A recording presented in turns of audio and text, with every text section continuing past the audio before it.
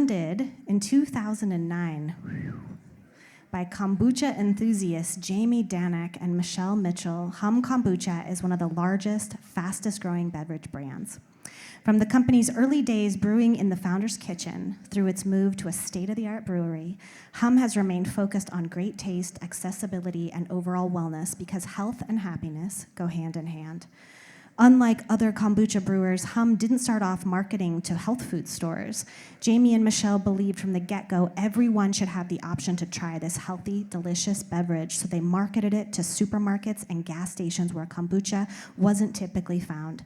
Today, you'll find Humm beverages available at some of the world's biggest retailers and across all 50 states, as well as Sweden and Canada. Please welcome Jamie and Michelle.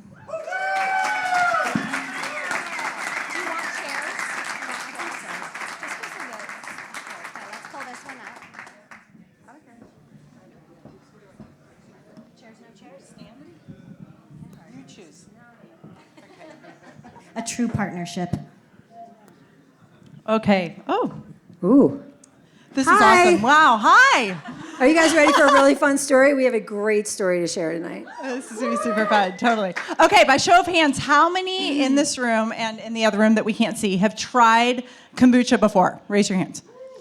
Fuck yeah, look at this. Look at all the people. She's already swearing. Oh my gosh. Okay. So this is very. You didn't. I did. Yeah. This is very different than we were here. So we were here 13 years ago, 1 year into our business of Kombucha Mama, and I think like 2 people raised their hands. No. Nobody. Zero people raised their hands. Kombucha? How many of you were here 13 years ago? Oh, yay! Yay. That's awesome. So yeah, here we are 13 years later doing the keynote. This is crazy. A couple years older and maybe a little bit wiser. Definitely wiser. Yeah. We're smarter. Yeah. Not as smart as those guys, for sure, Matt and Claude, but a little bit smarter. And we'll share a story and a little bit of lessons along the way. And before we go into that, though, one thing that Jamie and I wanted to share was that we've been so blessed over the years to be able to tell our story to thousands of people across the country. And one thing that we always talk about is that we absolutely wouldn't be where we are today without this community, without Bend. I mean, we live in such a cool place. I mean, Paul and Jen are still doing the Cultivate Bend, or start, rebranding it and putting this effort behind supporting entrepreneurs. I think this event in general, we hear new ideas and we ask questions. I mean, it's a place that has a ton of support for entrepreneurs, and we wouldn't be here without this community. So thank you. Super appreciate it. It's very true. So Jamie's going to kick this off because I love her version of the story. It's always it's slightly embellished, but always very, very entertaining. I'm going to give it to you straight up, exactly how it went down. Okay, so it all started on a tennis court, as all good stories do. And it depends on who you ask. We were either in a beginner's tennis clinic. We were. Or we were training for Wimbledon. She was. Either way. Somewhere in between, I'm pretty sure. And anyway, we met on a tennis court. We became fast friends. We would sit at Michelle's kitchen table, and we would dream up, like, starting a business together. And this was within a couple of weeks of meeting each other. And at that time, I was growing 48 heads of lettuce in my bathtub. And I was a vegetarian, and I moved to this mountain town, and the veggies sucked here, and so I needed to have good food. So we signed up for a greenhouse class because we thought we were going to open a greenhouse. And then we were drinking, Michelle's like, have you heard of kombucha? And I'm like, no. And we're drinking our kombucha, and it's really yummy and good and whatever. And so this is the middle of the recession, okay? This was 2009, so the stock market crashed. Bend was a bit of a mess. How many of you were here then? Right? Downtown, restaurants were closing, houses were for sale, like every other sign. And we were just at the kitchen table laughing our asses off constantly. And it was so fun. And we actually shouldn't have been so happy because we didn't have jobs. So, and That's we why had just we were really moved to happy. Bend. I'm from the East Coast. Michelle's from the Midwest. Within the last handful of months, we just moved to Bend, and the stock market actually crashed on my drive. So we shouldn't have been stoked, but we were stoked. I mean, Michelle had just traveled overseas for a handful of years. She didn't have a job. I had a business that I'd had for 15 years. It was a cash cow. I made a lot of money. I hated it, and I would have had to rebuild it through the recession. I said, I'm not going to do it again. And so we shouldn't have been stoked, but we were laughing all the time. I swear to God, you guys, one day we looked at each other and we were like, what if it's the kombucha that's making us feel so good? Oh my God, we got to get this out to everybody, because if we can get everybody in Bend feeling better, then we're all going to be better. Houses are going to be sold. Restaurants are going to open. This is going to be amazing. So we didn't know anybody. We just moved to town. We knew 10 people. So we sent an email out, and we're like, if you got $20 and you want to feel better, we've got the answer. I shit you not. This is how it started. And I swear to God, a bunch of people. Is there anybody in the audience that was in that, that we delivered to your house? Nobody? Okay. All right. So it's door to door, I have to say. So, we just like the old milkman, we had these gallon glass jugs, and we would fill them full of kombucha, and people would leave $20 under their mat and have these empty gallon glass jugs, and we would deliver the full ones in Jamie's Prius, pick up the empty ones, and come back and do the whole thing again. It was so much fun. It was hilarious. Yeah. So this was, within a couple of weeks, we were on a wait list, believe it or not. Nobody even knew what kombucha was in this town. But we were like, if you want to feel good, and people wanted to feel better. Who doesn't want to feel better? Yeah. So we were on a wait list, and that was the next 7-8 years where we were on a wait list. We actually could not make enough product to support the sales. The more we made, the more we sold. We started with $1,500. We didn't pay ourselves. I think we did try and figure it out at one point. I think we were sub 30 cents an hour. It was 28-ish. But we didn't pay ourselves, so we just sold product, and then we put everything back into the business. And so for the next handful of years, this was our experience. It was just we could not produce enough. People just kept saying yes, and I think what happened was it was like they were at the kitchen table with us. Everybody's starting to feel good, right? You guys all drink kombucha. You know that when you drink this stuff, it makes you feel really good. Okay, so started in Michelle's kitchen. So we were there for 9 months, September to August. And then we moved to First Street, which is a 1,200 square foot facility. We were there for 4 years. So the last year was hilarious. You couldn't walk in the facility. There was so much stuff. So we'd have to move everything out into the parking lot just so we could get in the last year, just so we could get in there and actually work. That was awesome. Fun times. And then we moved to 2nd Street, which is where our tap room is now. That was a 5,000 square foot facility. We were there for 4 years. The tap room is still there now. And then we finally moved to Brinson Boulevard, which was 40,000 square feet, which is where we produce now. And that was the first time, so I think it was 17 that we moved to Brinson. And that was the first time, so we started in 09, 17. It was the first time that we could make more product than we could sell. So we had 8 years of you think it is a good problem to have, except it creates a ton of stress on the business. Yep. One other thing I want to talk about is the product. So how many of you were drinking kombucha in 2009? Oh, no way. Really?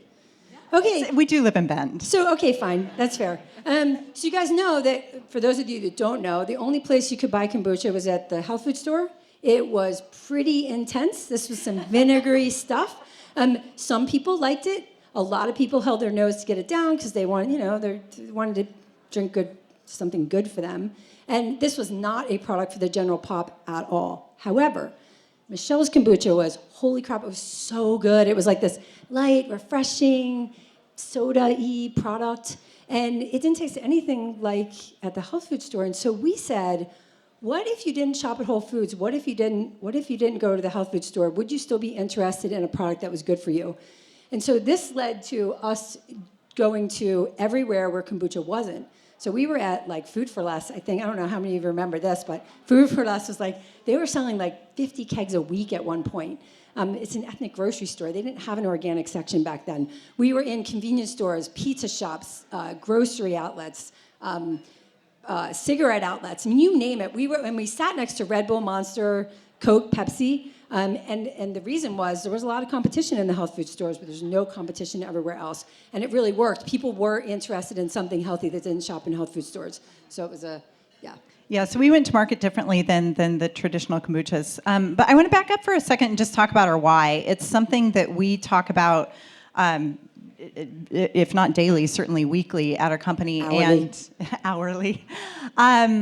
So For me, so when Jamie and I sat at the kitchen table and we talked about, okay, let's do this business together, one of the things that we asked ourselves is it possible to take care of people in business like a mother takes care of her child?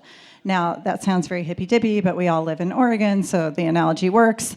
And we didn't know the answer. It was a genuine question. Is it possible?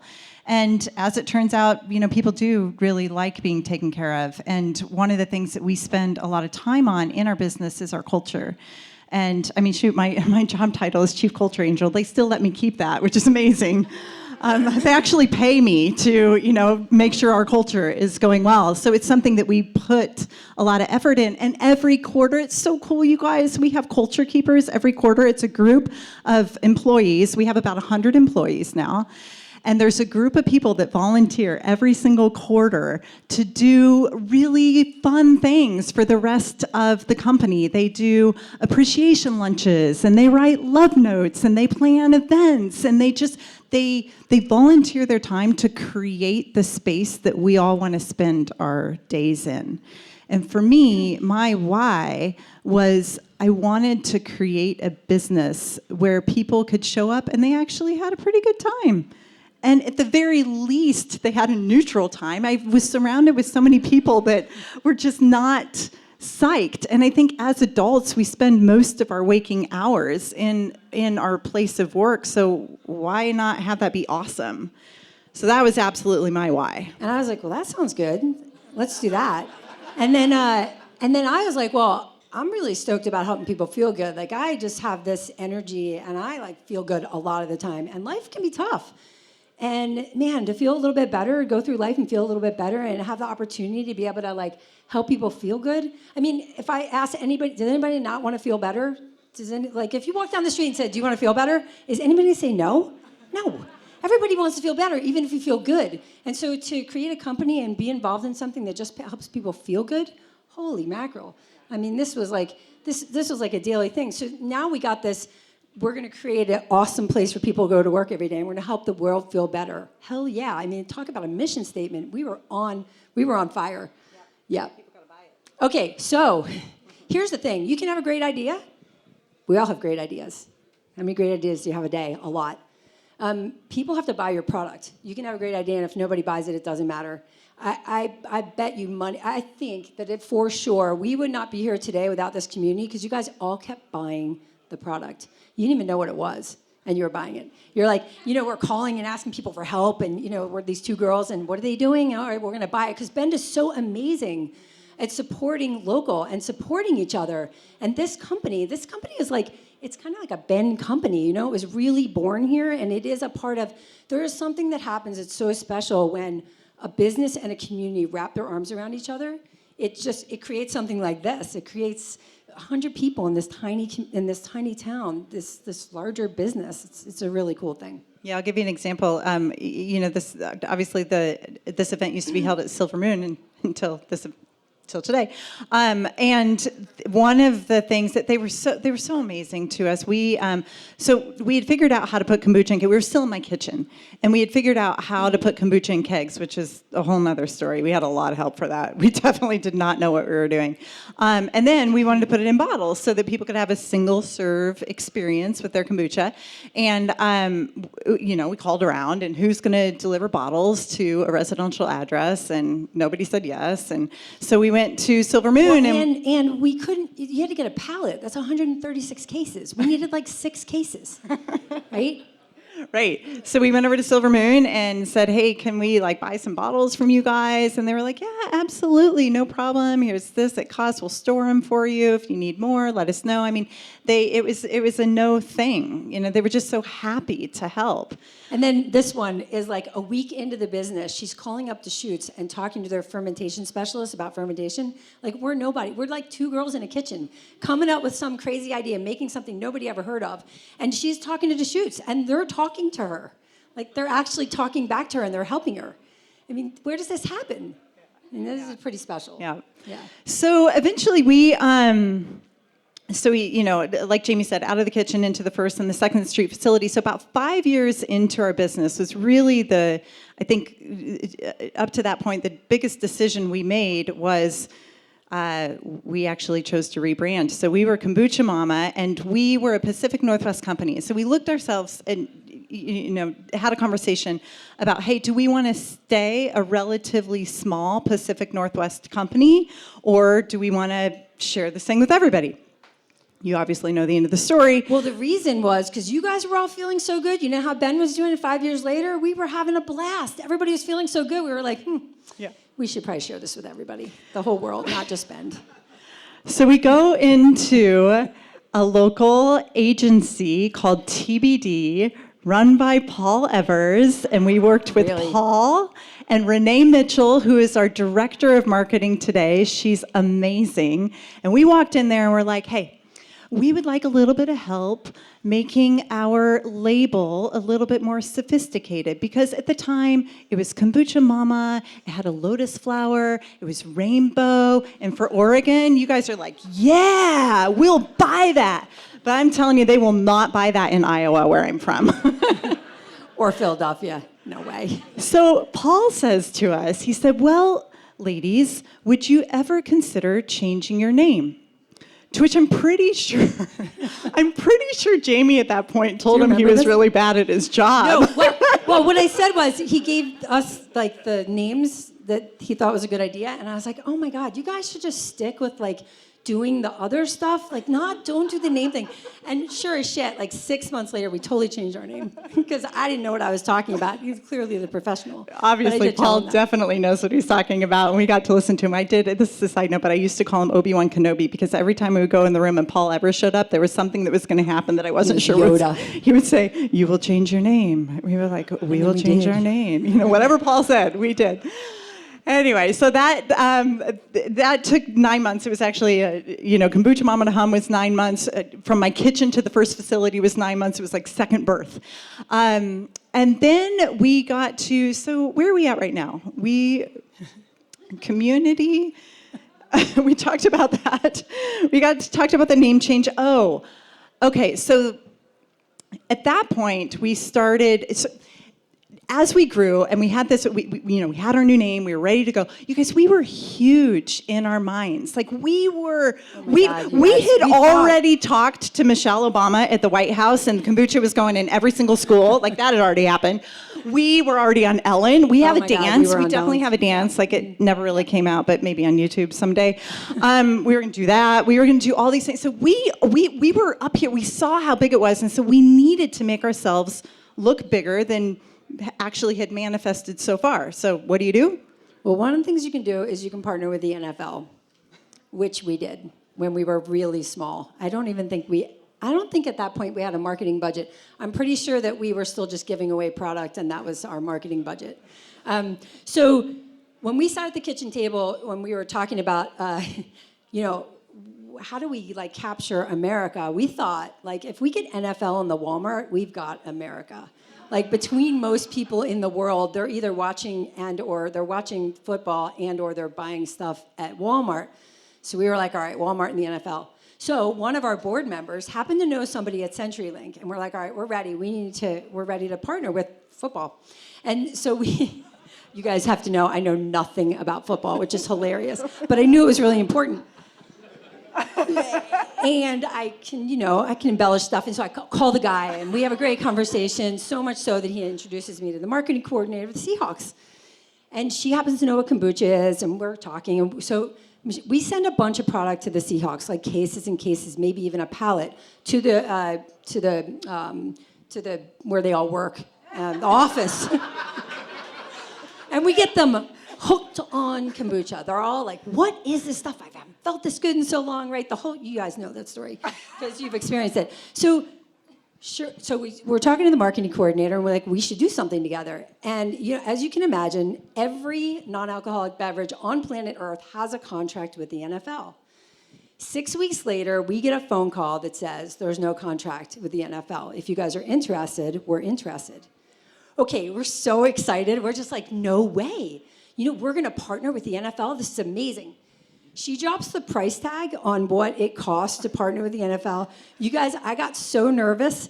I was like, broke out into a cold sweat. I'm driving somewhere, and I'm like pretending that I'm losing service, and I hung up on her. I didn't know what to do. I don't think we had spent $5,000 on marketing. This was 6 figures, but it was the NFL. It was so exciting. So as good entrepreneurs that we are, all risk, no, all pedal, no brake, all gas, no brake. We're like, we got to do this. We sat with our executive team, and I remember like the lawyer on our executive team, I don't know if he's here tonight, but he was like, I'm abstaining. Like, there is no way this is a good idea. The ROI, I can't even imagine, but this is not good. And the other ones that were a little bit more excited about selling, that were partnered with the NFL, said, yes, of course we're going to do it, because we can leverage this. So we did it, and we partnered with them. First game. Yeah. You want to guess how many bottles of kombucha? Anyone want to guess how many bottles of kombucha we sold in the Seahawks stadium, the entire stadium, the very first game? 7 would have been great. We sold one. $8. That helped with the $250,000 contract. So clearly ROI. We already knew that though. We didn't know it was going to be quite that bad actually, but we knew. Okay, so then we said, all right, Walmart. So we go into a meeting with Walmart, and this is 2015, the only kombucha on the shelf is GT's. And Kavita is up, and Humm's got a meeting. And we happen to drop in the meeting that we're the official kombucha of the NFL. And the Walmart guy goes, there's a kombucha sponsor for the NFL? And we're like, and we're it. and we got put on the shelf. And he didn't say it was because we were an NFL sponsor, but And then we were tiny. So holy shit, we got into Walmart from that, and then we got into a lot of other things. So all of a sudden, the world saw us as really big, actually way bigger. I mean, we had like 30 staff at the time. We were tiny. Yeah. The world saw us as way bigger than we were. Yeah. Really good story. I think today, if like our professional CEO was here, we probably wouldn't have done that. Yeah, that would have been a different conversation. However, so I think one of the things, as this was happening, so we're getting into bigger stores, we're having to supply the stores. We needed money to make that happen, and so we went to a variety of institutions, to which they all said no. Like, nobody would give us money. It just didn't pencil out. As you can see, we sold 1 bottle of kombucha at the Seahawks game. The decisions we made weren't exactly in their guidebooks. Yeah, it didn't pencil out. However, there were people in this community that said yes. When every institution said no, we came to the community, we asked our friends and family, and people said, yeah, we support you. Like, we can see your vision, we're in, we'll write you a check. And they did that when nobody else would. Yeah, we wouldn't be here today without the community helping and friends and family. It's a really big deal. It's a big deal, and it's a big responsibility, and it's just it was a impactful part of our story for sure. So fast forwarding, we moved into the Brinson facility. We eventually were able to get some funding from a PE group, and at some point in a business, what it takes to get from the kitchen table. Hold on. When we changed our name, all at the same time, we also brought a board in. Oh, yeah. Thank you. We also brought our investors in. So that all happened at the time, 5 years into the business. So we'd spent a little bit more than $1,500 at that point. Yeah. And it started to get a little bit more serious. So we brought in investors. We brought in a board. And our board, so here we are. It's still pretty early on in our business when we brought that first board in, and Gary Fish said yes to us, the founder of Deschutes Brewery.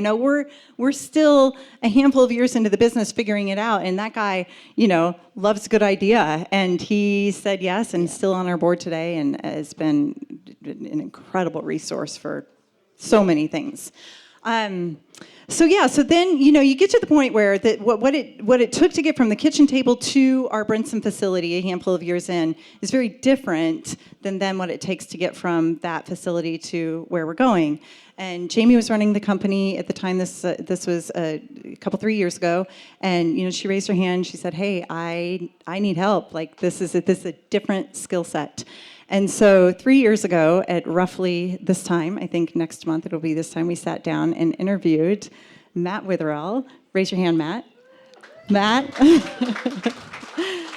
He's amazing. Matt is our CEO. And this guy, I mean, he came from like big stuff. He was at Miller Coors. He was at Red Bull. He went to Stanford. He buttons up his shirt all the way. Like his hair's perfect. Lots of buttons. You know, I mean, he's not like us. But super cool, like just really got it. And we, you know, it's so amazing when you know, I mean, you can't do, like that decision was a great decision then, but you can't do those kind of decisions all the time. You'll actually implode the business. And so there is a point where the entrepreneur and the professional, like if the entrepreneurs kept running the business, we probably would have imploded it. I'm pretty sure we would have. And if I kept running it. And then if the professionals came in, they also would have imploded the business because they were too small and we're too niche and we're too women that care. I mean, we talk about taking care and, you know, helping people feel good. That's kind of oovy groovy. And so the professionals and the entrepreneurs, when they come together and do it together, it is phenomenal. So the business is thriving. It's doing so well today. And a lot of that is a testament to us working together. We have so much fun together. We laugh so much. I mean, we really could write a book on how well this has gone, the transition from the entrepreneurs to the professionals. Really, really wonderful. Yep. And Hard things? yeah. So it wasn't all hard. I mean, sorry, it wasn't all hard. Some of it wasn't all great. There were so many hard times. Like there were a lot. We're going to share a couple, and then we'll open it up to questions. But there were a few things that stand out. The one is distribution. As Paul mentioned, distribution is a big deal, and we messed up pretty bad on some distribution stuff. So some of the things we did good was when we started. Some things we did well. When we started, we decided to be in the Pacific Northwest, and we wanted ubiquity, right? So we wanted to be like Norm on Cheers, right? Everybody knew your name. Up and down the street, they would see Humm. So we were in places where we might have only sold a bottle a month, but because somebody could see us, and it gave them the view of just seeing Humm everywhere, we performed really well in the Pacific Northwest. Lots of great velocity, lots of stores. We were in most of the stores. And then we had a meeting with Target. And we went to Target thinking that we were going to open a couple hundred stores. Well, Target said, we want you everywhere. And we were bedazzled. And we were like, hell yeah, we're going everywhere. This is so exciting. Humm Kombucha is taking off. And we went everywhere, and oh, God, that wasn't the best decision. So, and then the reason is, so we went everywhere at Target, but we also went everywhere else. So then we had this philosophy of sprinkling. So we went to all the big retailers, right? Walmart, Costco, Safeway, Kroger, and we sprinkled the brand all across the country. The issue with that was we had we had a very small marketing budget, so we weren't able to. It was sat on the shelf, and people didn't know what it was. I mean, they knew kombucha at that point. Actually, they really didn't. Like there really wasn't much kombucha on the shelf. It was really GTs and Humm at that point. And we were still relatively entrepreneurial, and we didn't. There's so many rules, like working with these big retailers. There's so many, like you have to do promotion calendars, and you have to do all these things. And we were like, at first it was cool because we were cool and everybody wanted us. But then after a while, when other kombuchas saw what we were doing, and they all started mimicking what we were doing, and then they all started coming in to these big retailers, they knew what they were doing, and they did everything the retailers wanted, and then all of a sudden, Humm wasn't. And so we got kicked out of places. It took a lot to stay on the shelf, and a lot of places we didn't stay on the shelf, so not the best choice. So I think also during that time, this would have been 2018 actually. So we had our vision out here so much. We were focusing so much on where we were going that we built the army before the war, for lack of a better analogy at this point. But we needed to provide kombucha to Target, to Walmart, to Costco, all these things. And so we hired the people. We bought more fermenters. We were going to build a facility out east in Virginia. Like we went all in, and we were so focused on here that we missed some of the cues that were happening in front of us, like other kombucha companies coming into Target and to Walmart, like the kombucha category slowing. So to be fair, though, we were on a rocket ship. Like this company is growing by the hundreds of percent every year. It was like this is why we couldn't get funding, because it was happening so fast. So we were on this crazy rocket ship. we built it. We hired lots of people for the rocket ship to keep going, and the rocket ship didn't keep going. Yep. It flattened out. Which resulted in us having to lay off 25 people in 2018. And I know that there are tech companies today that are laying off hundreds of thousands of people, and 25 doesn't seem like that many. But for us, it was heart-wrenching. And it was I don't definitely... think I slept for a year. Like it was, I was on sleep medication. I don't even take medication. I was on all sorts of stuff. Like it was crazy. It was really hard. So in hindsight, you know, we would have done it differently, but we didn't know. You don't know what you know. Hindsight's 2020, right? So anyway, we've been talking a lot, and always have a story to share, but we figured we'd stop and Well, before we questions? do that, before we do that, I just I'm so proud of you guys. I'm so proud of you, and I just want a huge round of applause for you.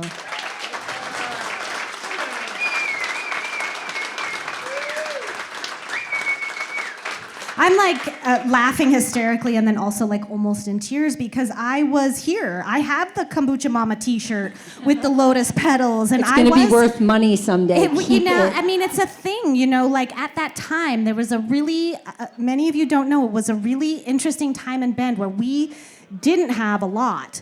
But a few things we did have, and Kombucha Mama was one of them. And you two were everywhere. You were at every event. You were supporting everyone. You started popping up all over the place. And like, I saw your faces everywhere, and it was a special thing that you created, and that's why we were rooting for you. Also, it did taste really good, and it didn't have that slimy thing that would.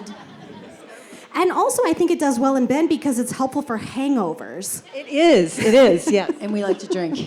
I don't think we can post that anywhere, but that's true. Yeah, I think that's how kombucha like initially captured, like back in 2008. It was like, oh, it could help you with your hangovers, and be like, I'll try it, you know. Did it? I don't know, but I just am this really is kind of that like quintessential entrepreneurial story that I just could not be more proud of you. And you're still together. This is huge. And you have 100 employees. That shocked me. I didn't realize it. It's amazing. I'm really proud of you all.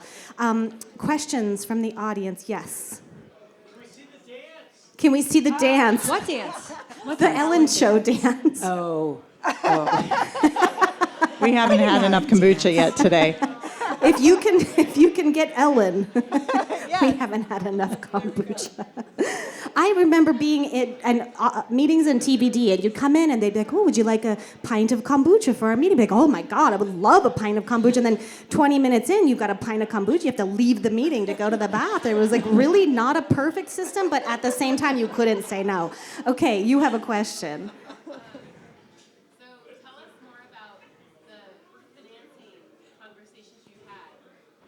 Oh my Tell God. us more. Hold on one second. Tell us more about the financing conversations that you had.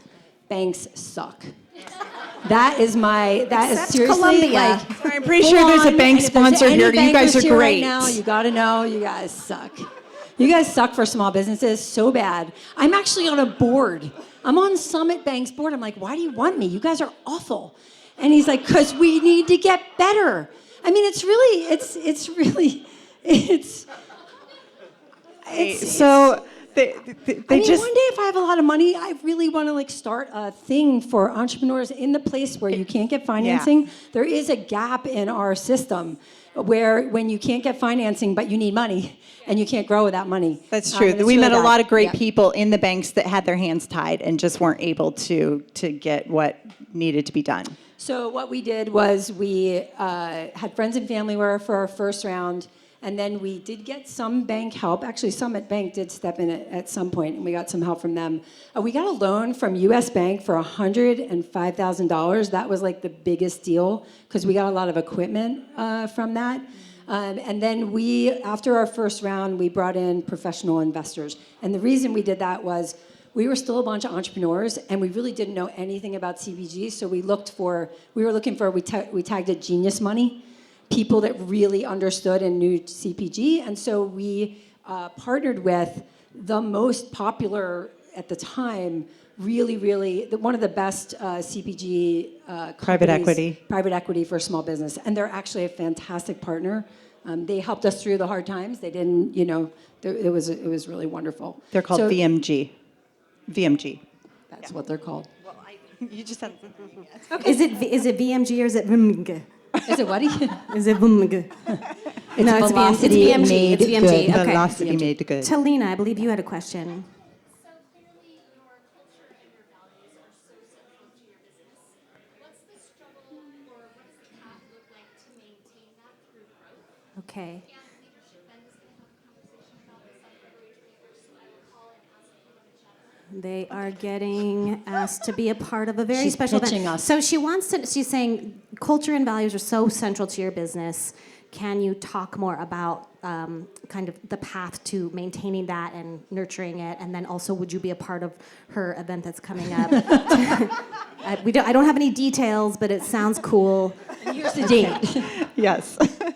Okay, actually, when we were Kombucha Mama, we had a small startup at the time. Ruth Williamson was one of the people that came in and said, hey, we are working with very, very fast-growing businesses that have a super cool culture in ways that they can maintain that culture amidst fast growth. And so she said, would you be our guinea pigs? We're like, yes. And she said, we don't, we're just getting started, so we won't charge you. We're like, great, we have no money. Here's some kombucha. But what she set up was, it's called Culture in Action, and it's a system that we still actually use today. And it's one of the things that for every meeting, for example, we take a minute, we check in, we do attentions, we do stories, we do appreciations, and it's something that has been with us since Kombucha Mama. But one of the things that I think we talk a lot about culture. Culture is the people that are in it, right? So we have these culture keepers that volunteer every quarter, and they grow. We have our tenets of who we are, of appreciation, of love notes, et cetera, but they expand it to the place that we're in now. So we just put a lot of effort into it. We also talk about it all the time. I mean, anybody at Humm knows the core values. Like, it doesn't sit on a wall. We talk about it, we live it, because it's so important. We hired Matt through that. I mean, really trying to find like a Red Bull Monster guy, or can you imagine, or Red Bull, whatever, Miller Coors. Can you imagine like bringing somebody like this in and having them buy into your values? And really, we wouldn't have it any other way. And he was really bought into this idea of taking exceptional care and other things. Yeah. It's very nice. Yes, in the back. You mentioned you have a board, is that correct? You have Yes. a board, is that correct? At Yes. what point financially did you decide to start a board, and what inspired that? At what point financially did you decide to start a board, and what inspired that? What inspired it is we were a bunch of entrepreneurs that didn't really know a lot of people, and we also didn't have anybody to bounce our ideas off of. So we thought it'd be a good idea to have some business people that actually maybe might know what they're doing in other areas and bounce ideas off of them and see what they thought. And the other thing, too, is we did an advisory board first. So we didn't pay anybody anything. They all just got a lot of kombucha, which they still do. I think we might pay them now. There's a theme, a lot of kombucha. It was always about kombucha. I mean, we didn't pay people. We had people that would start working for a couple months and they got kombucha first, and then we would pay them if it worked out. I mean, even Matt, he worked for a couple of months before he got paid. It was a common theme. So we didn't have any money, but we had a lot of kombucha. So anyway, we started with an advisory board, which we didn't pay anyone, and that was for quite a while. We never paid anyone cash. We paid them in shares much later, I would say a couple years later. And thank goodness the board was having a lot of fun. I mean, we were quite the party. And, they had to really, like, tone us down because we were saying yes to the NFL and all these things. And they're like, holy shit, what are you guys doing? This is crazy. But we did pay them with shares eventually. No cash. Never cash because we didn't have cash. How big were you when you started that? This was just at the transition from Kombucha Mama to Humm. So it was right around the time that we took that first round in from friends and family. 25 people. But again, our vision was we were going to be huge and we needed a bunch of stuff. So while we were only that big right then, we were actually thinking about how big we were going to be and kind of thought we were a little bit bigger anyway. Yeah. Yes. Could be a simple question, but I'm just curious, how did you get in touch with, say, the Deschutes CEO or the Deschutes? How did you get in touch with the Deschutes Oh, CEO? this is awesome. How did you get in touch with Gary? Just like I mean, we Facebook. picked up the phone and called. It's amazing what you can do. Old school. When you freaking pick up the phone. Renegades. I mean, all these millennials today, my God, with the texting. I remember, like, we had these millennials on our staff, and we would have them do something, and they'd be texting and emailing people, and they're like, God, I'm not hearing anything. It's amazing. You know what would be amazing if you just pick up the phone? And they look at you like you are from another planet, and then you pick up the phone and you make the phone call and you get it done, and you look at them and they're like, they can't deny it. So we actually just picked up the phone and we called people, and we weren't worried that people weren't gonna help. And honestly, most people really want to help. Like, people want to help. Just gotta ask. Well, and they want to be a part of something cool, and this has always been But we cool. weren't cool. But We it weren't is cool. even It's so remotely not cool cool. It's then. cool. That's what it is. We were cool to us, but we weren't cool. remotely It was like cool to it was anybody like this else. kind of cool. It's like that. It's like that. That's like cool now. Yeah. Yeah, it's like cargo pants are cool now. Did you know that? Yeah, it's like that. I didn't yeah. know. Well, that's what I'm told. So I want to talk about some of your newer products because you have like a zero sugar. What was the genesis on that? Zero sugar specifically. So we, sugar's a thing, right? It sure is.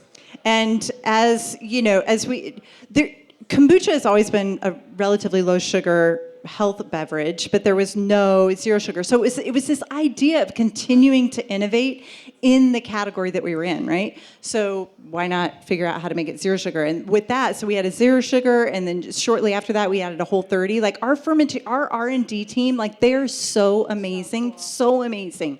They can make stuff that every product that we put out, I feel like is better because these guys are so good at their job. And so we partnered with Whole30, so that's zero sugar even in the fermentation process. We figured out how to do that. And then most recently, you were asking about new products. We launched a probiotic seltzer and a probiotic soda. So it was our first launch outside of kombucha that just happened last year, which we're really excited about.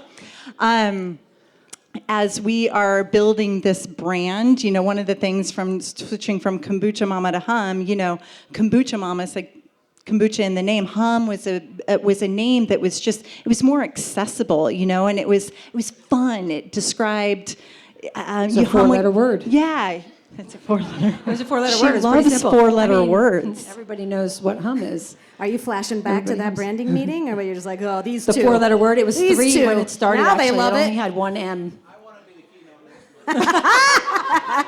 Now they I love will tell you what on the zero sugar. This is really interesting, you guys. So we Pepsi and Coke are all they own kombucha companies, right? The big brands are all Pepsi, Coke, and big brands. So get this. They all lie on their labels about how much sugar they put in their product.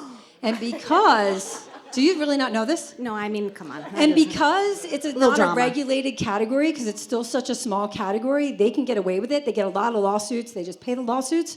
And so for us, we were watching these brands. They have like 20, 30 grams of sugar per bottle. It's supposed to be a health food beverage. And we were like, this is ridiculous. This is so not okay. So a couple years ago, I got you got a question? Yeah. A couple years ago, a law came out that said you can't, they would put like 3.8 servings on the bottle to like say that they had, 4 grams of sugar. And so a law came out where it was like, you had to label what was in the bottle. And all of a sudden, there were a lot of lawsuits. So people started claiming a little bit more. They'd say 18 grams or 19 grams or 16 grams. And we were like, people were sticker shock. And if people actually knew how much sugar is in the kombucha that they drink. So Michelle and I have had this thing called what you see is what you sip, and it's all about integrity. I can just tell people there is a better way to do this. There is a better way to run business. And so that really inspired this whole low sugar umbrella, which zero sugar came out of. So It's like, cool. Yeah. And the packaging is really beautiful. Yeah. Yes, ma'am. God, An yes. alcoholic canned beverage. Have you We've ever thought thought about doing an alcohol, alcoholic canned CBD, beverage? all that? We live in Bend, and we're borderline alcoholics. I mean, we all are. We live here. Look how many breweries we have per capita. Yes, we've talked about alcohol. I just talked about... Thank you. She I says agree. it's delicious with vodka. It's delicious with whiskey as well. The blueberry mint and whiskey, it's so good. It makes such a good mixer. We just talked about it last month, actually. We pitched Mango it, and the passion CEO fruit. said no. Zero No, sugar. focus. He said focus. We have to focus. And then you were like, hear We're me out. focusing. 0 sugar, but a tiny bit of cocaine. just a tiny bit. It's an energy drink. Get you real focused. It's organic, free-range cocaine, but it is cocaine, so it's not for kids. I'm really sweating now. Any other questions from the audience? It's starting to get a little wild. Yes, in the hat. Less of a question, more of a comment. My wife and I are currently operating a new small business out of New York. It's called Gather Nuts, and it's out of your original location. Gather Nuts is in your original location. Yay.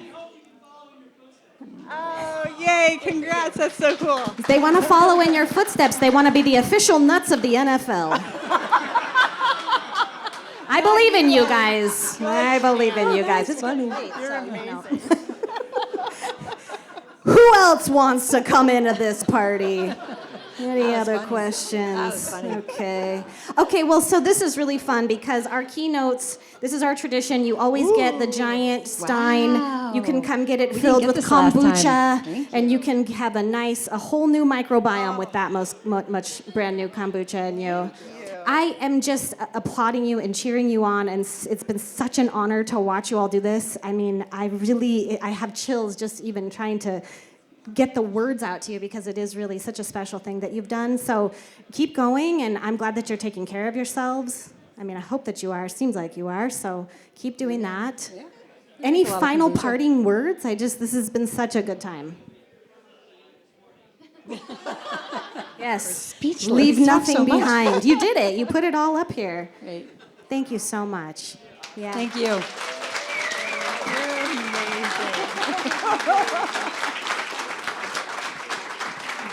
Thank you. So amazing.